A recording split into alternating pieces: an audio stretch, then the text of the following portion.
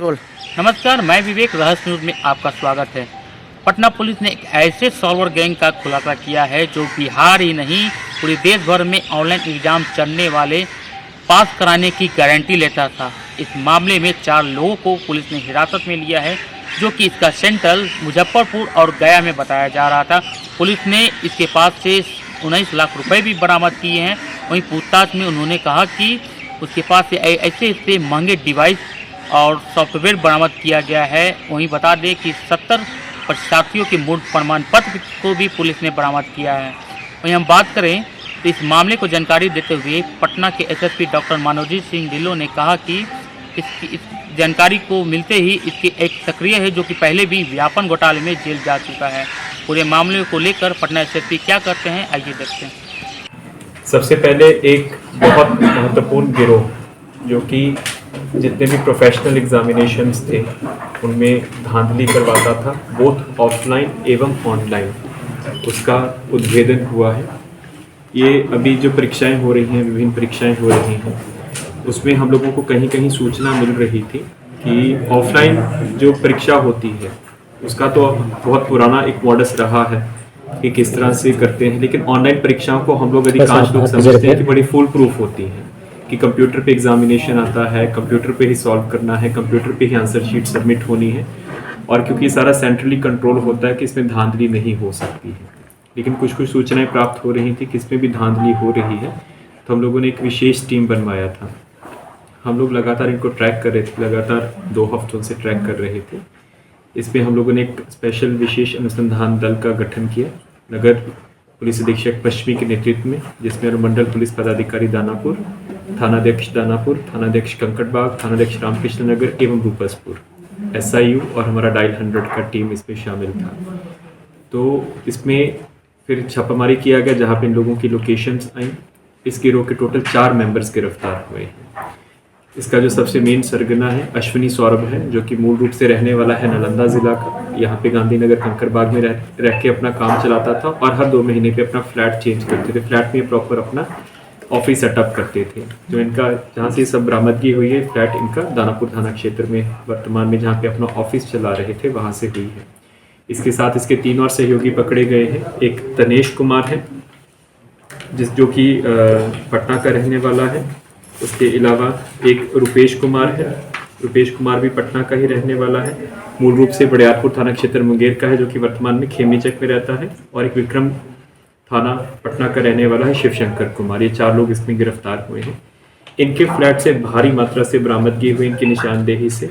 सबसे इम्पॉर्टेंट है कि टोटल लगभग 19 लाख रुपया हम लोगों को रिकवर हुआ है, जो कि इन लोगों ने विभिन्न अभ्यर्थियों से लिया हुआ था। टोटल 70 अभ्यर्थियों के मूल प्रमाण पत्र, मूल सर्टिफिकेट्स, मैट्रिक के सर्टिफिकेट्स प्राप्त हुए हैं। सबसे ज़्यादा उसमें जो भी रेलवे के क्लरिकल परीक्षा होने वाला है उसके आरआरबी एनटीपीसी, जिसमें पहले भी विवाद हो चुका है क्योंकि उसकी कुछ परीक्षाओं का भी टाइम फ्रेम निकला हुआ है उसके, और विभिन्न कोचिंग इंस्टीट्यूट्स के जो होते हैं सबसे ज़्यादा ये रेलवे की परीक्षाओं में कर रहे थे। इससे पहले जो अभी सीबीएसई का सेंट्रल टीचर्स एलिजिबिलिटी टेस्ट हुआ है, दिसंबर में हुआ है, उनके भी बहुत से फोल्डर्स और अभ्यर्थियों की जो मूल डॉक्यूमेंट्स, उनकी शाया प्रतियाँ हम लोगों को इनसे रिकवरी हुई हैं। तो ये जो गैंग है ये इसके जो पहले भी मेंबर रहे हुए हैं, वो पहले भी जो बहुत हाई प्रोफाइल केसेस हैं, आपने सबने व्यापम घोटाला सुना होगा मध्य प्रदेश का, उसमें इन्हीं का ही जो पुराना एक साथी उसमें जेल जा चुका है, जो कि मूल रूप से रहने वाला है मुजफ्फरपुर का, लेकिन पटना में ही रह के काम करता था। उसके अलावा यूपी में आपको याद होगा कि काफ़ी high profile teachers eligibility test का परीक्षा पेपर लीक हुआ था, जिसमें एक IAS ऑफिसर भी जेल गए थे। उसमें भी इसी गैंग का एक सदस्य है जो कि जेल जा चुका है। ये लोग ऑफलाइन एग्जामिनेशन, यानी कि जो फिजिकल एग्जामिनेशन होते हैं उसको मैनेज करने के लिए जो प्रिंटिंग प्रेस जहाँ से एग्ज़ाम छपता है उसी को ही मैनेज करते थे। इसमें एक कौशिक प्रिंटिंग प्रेस का नाम आया है, जो कि कलकत्ता में है। उसका जो ओनर है, वो जो यूपी की परीक्षा हुई थी, जो लीक हुआ था टीचर्स एलिजिबिलिटी टेस्ट वाला, बनारस के केंद्रों से हुआ था, उसमें वो जेल जा चुका है। उसके बाद इन लोगों ने ऑनलाइन एक और यूनिक तरीका था इसमें, क्योंकि अभी आप जानते होंगे कि जो कोविड के दौरान जितनी भी परीक्षाएं हुई हैं उसमें सैनिटाइजर्स कैंडिडेट्स को अलाउ किए गए थे। तो ये लोग बटन होल कैमरा प्रोक्योर करते थे, अमेजोन से ऑनलाइन उसको मंगवाते थे और सैनिटाइज़र की बॉटल में, जो कि इन्होंने डेमोन्स्ट्रेशन भी दिया है, उसमें फिट करते थे। तो अब क्योंकि सैनिटाइज़र की बॉटल अलाउड है, जो छोटे वाला एग्जामिनेशन सेंटर में अलाउड था, तो उसी के जब कंप्यूटर स्क्रीन पे एग्ज़ाम आता था तो ये रियल टाइम पे उसकी फ़ोटोज़ खींच के उसको बाहर ट्रांसमिट करवाते थे और फिर वहाँ से सॉल्व करवा के ये अंदर भिजवाते थे, और जितने भी कैंडिडेट्स, जो इनके अपने कैंडिडेट्स होते हैं, उनके पास ये आंसर्स भिजवा देते थे। लेकिन ये तो एक ट्रेडिशनल तरीका रहा है। लेकिन सबसे ज़्यादा जो इन्होंने महत्वपूर्ण चीज़ बताई है कि जो ऑनलाइन एग्जामिनेशन सेंटर, इसमें जो अश्विनी सौरभ है, इनफैक्ट वो इसमें इतना ज़्यादा वो हो चुका है, माहिर हो चुका है कि इसने अपना ऑनलाइन एग्जामिनेशन सेंटर मुजफ्फरपुर में खोला हुआ है। तकरीबन 70 लाख की इन्वेस्टमेंट उसने की है नाब टेक्नोलॉजीज़ के नाम से, जो कि रामदयालु चौक पर है। इसके अलावा इसकी पार्टनरशिप में गया में 2 ऑनलाइन एग्जामिनेशन सेंटर्स आइडेंटिफाई हुए। पटना में भी 3 एग्जामिनेशन सेंटर्स में, ऑनलाइन एग्जामिनेशन सेंटर्स में इस गिरोह का पैसा लगा हुआ है। तो जब सेंटर ही गिरोह का अपना हो तो आप खुद सोच सकते हैं कि किस हद तक मैनिपुलेशन इसमें हो सकती है। मैनिपुलेशन करने के लिए ये लोग जो ऑनलाइन एग्जामिनेशन जो कंपनीज हैं जो करवाती हैं, उन्हीं के जो सिटी हेड्स होते हैं, उनको सिटी हेड बोलते हैं। प्रत्येक ज़िला का एक सिटी हेड होता है जो कि उन ऑनलाइन एग्जामिनेशन सेंटर्स को सर्टिफाई करता है, वेरीफाई करता है कि इसमें किसी प्रकार की मैनिपुलेशन नहीं है। तो वो उन्हीं को ही लोग मैनेज कर लेते थे, उन्हीं को पैसा देके, तो वो इनके एग्जामिनेशन सेंटर्स को मैनिपुलेशन होते हुए भी उसको वेरीफाई कर देते थे कि इसमें किसी प्रकार की धांधली नहीं है। इनके सारे सिस्टम्स जो हैं, कंप्यूटर सिस्टम्स हैं, डेस्कटॉप्स हैं, लैपटॉप्स हैं, उसमें किसी प्रकार की छेड़छाड़ नहीं है।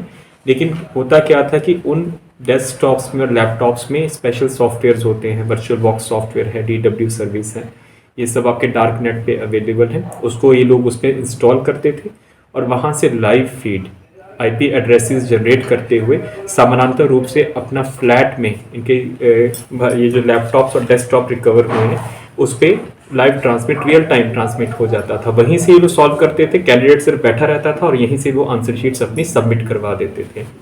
तो इसमें इन्होंने पूरा अपना जो अपराध शैली है वो इन्होंने बताया है।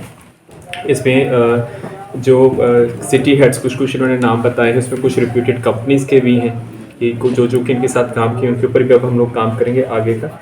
इनके जो पूरा ऑनलाइन वाला आपने देखा होगा, जो हम लोगों ने एक और चीज़ इन्होंने बताई, जो ऑनलाइन सेंटर्स होते हैं उसमें कि बाहर से कोई मैनिपुलेशन और जैमर्स लगते हैं, ठीक है, लेकिन इन्होंने उसका भी तोड़ निकाला हुआ था। Special jammer free hard disk ये आती है जो कि दिल्ली से प्रोक्योर करते थे, फरीदाबाद से प्रोक्योर करते थे, और जब जो सिटी हेड्स होते हैं एग्जामिनेशन सेंटर्स के, उनके साथ सांठ-गांठ करते हुए वो हार्ड डिस्क को इंसर्ट करवा देते थे CPUs में और सेंटर के सर्वर्स में, जिससे कि इनको IP एड्रेसेस जनरेट हो जाते थे और जो ऑनलाइन एग्जाम आ रहा है वो डायरेक्टली इनके लैपटॉप्स और सिस्टम्स पे शो होना शुरू हो जाता था। बरामदगी में कुल 19 ऐसी हार्ड डिस्क हम लोगों को मिली हैं, 7 लैपटॉप जो कि ये अपने फ्लैट में रखते थे, हर 2 महीने पे अपना फ्लैट चेंज कर देते थे ताकि किसी को शक ना हो। 4 CPU जो स्पेशली मैनिपुलेटेड CPU मिले हैं, 3 मदरबोर्ड मिले हैं, 5 wifi router, 2 adapter, 1 monitor, 3 RAM, 1 iPad, 1 pen drive, 12 mobile, पौने 18,78,000 रुपये नगद कैश इनके यहाँ से रिकवर हुआ है। फिर विभिन्न एग्जामिनेशन सेंटर्स की मोहरें, रबड़ की मोहरें, 10 हिडन कैमरास जो कि सैनिटाइज़र की बॉटल्स में लगाते थे कि मान लीजिए कि सॉफ्टवेयर में दिक्कत है, नहीं ट्रांसमिट हो रहा है, तो सैनिटाइज़र के माध्यम से वो करवाते थे। और ईयर ब्लूटूथ डिवाइस 6 रिकवर हुए हैं। इसके बाद सर्विस पैरा कार्ड 2 रिकवर हुए हैं, 6 ईयरपीस रिकवर हुए हैं, टूल किट्स जिससे ये सॉफ्टवेयर का मैनिपुलेट करते थे वो रिकवर हुई है, एक्सटेंशन बोर्ड्स रिकवर हुए हैं, USB हब्स रिकवर हुए हैं। उसके बाद सैनिटाइज़र वाला जो उन्होंने डेमोन्स्ट्रेशन दिया, सैनिटाइज़र की बॉटल मिली है वहाँ पे कि किस तरह से ये लोग वो करते थे। 8 ATM और डेबिट कार्ड हम लोगों को मिले हैं इनके सब, जो क्योंकि 19 लाख तो कैश में ही मिला है। इनका जितना भी बैंक अकाउंट्स है सभी जो पकड़े गए हैं और बाकी उनका नाम है, सभी बैंक अकाउंट्स का हम लोग विवरणी प्राप्त करा रहे हैं, खातों को सीज़ करवा रहे हैं, उस पैसे को भी हम लोग सीज़ करेंगे। 3 Aadhaar card, driving licence, PAN card, और इसके अलावा जो अब रेलवे क्लरिकल एग्जाम की परीक्षा हो रही है और NTPC RRB की परीक्षा हो रही है, 70 अभ्यर्थियों के मूल प्रमाण पत्र, 10th के सर्टिफिकेट, 10+2 के सर्टिफिकेट, ग्रेजुएशन के सर्टिफिकेट, मूल उनके फोल्डर्स हम लोगों को मिले हैं, क्योंकि ये ऑलरेडी वो सबमिट कर चुके थे, कुछ पैसा इनको दे चुके थे, लेकिन क्योंकि परीक्षाएं पोस्टपोन हुई, आप सभी जानते हैं जो कंट्रोवर्सी हुआ था, तो बाकी पैसा तब लेते जब इनके एग्जामिनीज हैं वो पास हो जाते, उसके बाद शेष अमाउंट ये वहाँ से लेते। ये जो अभ्यर्थी हैं इनका भी हम लोग आइडेंटिफाई करवा रहे हैं। तो आपने देखा होगा कि पटना के एसएसपी डॉक्टर मनोजीत सिंह ढिल्लों ने क्या कुछ कहा। और बता दें कि इस गैंग को भंडाफोड़ करने के बाद पटना पुलिस कहीं ना कहीं राहत की सांस जरूर ली होगी। पटना से विवेक